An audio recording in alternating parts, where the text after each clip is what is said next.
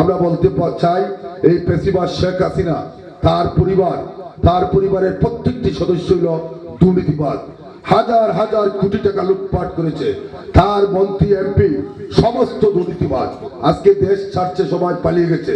ওদেরকে মানুষ খুঁজছে, প্রশাসন খুঁজছে। ওদের এমন দুর্নীতির শিকড় করেছিল, প্রত্যেকটি ইউনিয়ন ওয়ার্ডে তাদের পেটের তারা ছিল। এখান থেকে তারা দুর্নীতিগত টাকা নিয়ে তাদের নেতাদেরকে দিত। এতে আগুন লেগে ওনার মা এবং চাচি মৃত্যুবরণ করেছেন। কিন্তু এটা একটা অগ্নিকাণ্ড, একটা দুর্ঘটনা ঘটেছে। কিন্তু এটাকে উনি বলছেন জামায়াত শিবির বিএনপি আগুন দিয়েছে যুবলীগের বাড়িতে। কালকে ওনার বক্তব্য শুনলাম লন্ডন, উনি টেলিকনফারেন্সে বক্তব্য রাখছে। এত মিথ্যাচার, এত মিথ্যাবাদী।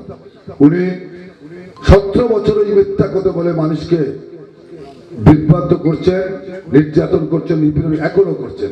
এটা তীব্র নিন্দা প্রতিবাদ জানাচ্ছি গতকালকে ওনার বক্তব্য।